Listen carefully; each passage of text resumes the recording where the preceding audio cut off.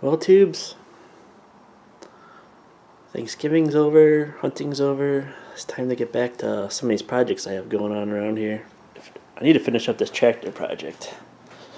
I don't know if you remember. I don't even remember if I did a video on this, but like a year ago I took the original engine out and I started to rebuild it. And to make a long story short, I didn't end up doing it. Here it is sitting down there right now. But I'm getting everything all painted and prepped for it. Last year, when I took that engine out, I took the side panels off and I sandblasted them.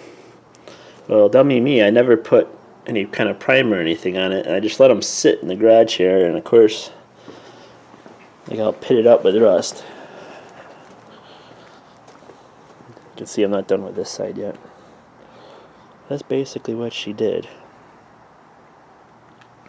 So I'm just cleaning it up. Oh, this one needs to be changed with a red Scotch Brite pad. You can see what I did to the back. I did the backs of both of them already. So I wanted to test it to see how good this stuff was, but that's a rust encapsulator. No, not an encapsulator, a rust converter. So I put that to get with the... That's a bad example, because I'm not done with that one yet, but...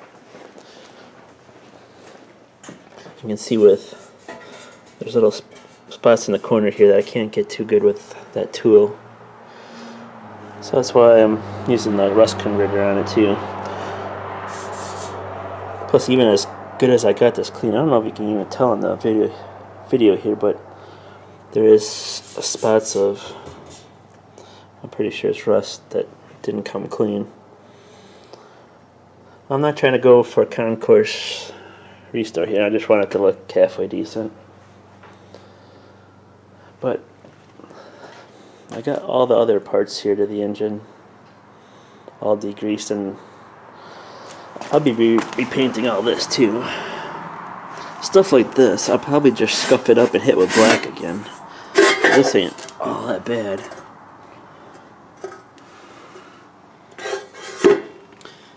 Even a lot of these brackets, I just need to be...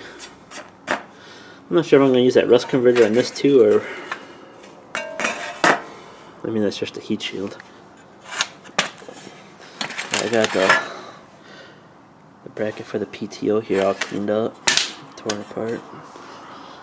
The heat shield for the muffler, and the engine mounts.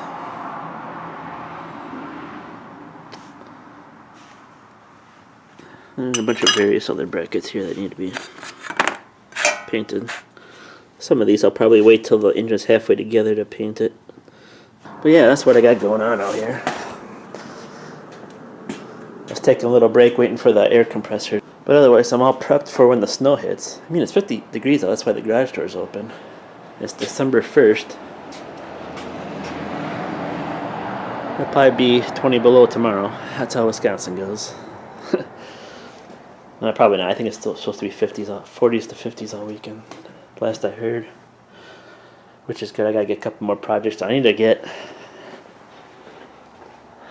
this cab off before winter flies, because if I don't do it before the snow hits the ground, I probably won't get to it.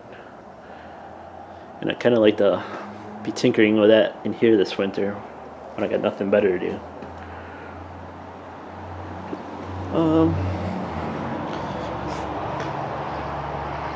Yeah, that's pretty much what I got going on. I just remember something that I didn't explain too well. Is this engine that I have in here right now, that came out of a 212 that I had bought for $100. Basically bought it for a parts tractor, because there was some missing items on this tractor when I bought it. And when I bought that tractor, they told me the engine ran, but they didn't know why it currently did not run. Which I thought right away, well, there's probably something wrong with it. Well, I brought it home here, and I thought, hell. Well, the wiring harness on that tractor was just fucked. So since I had the engine out of here, I took that engine out. I took this engine out of the 212 and I slapped it in here, hooked it up to this tractor's wiring harness, and it didn't want to kick off. So I went through and I finally I went through everything, figured out it was the points were a little rusty. I just cleaned them up with a file, and the engine kicked right off.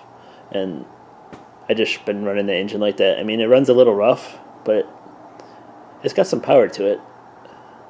It'd be interesting to see when I get the original engine, because there's a two horse difference between the two engines. Am I gonna notice the two horse difference? It'll be interesting. I just wanted to throw that in there in case people were wondering if I was working on the engine, where that engine came from.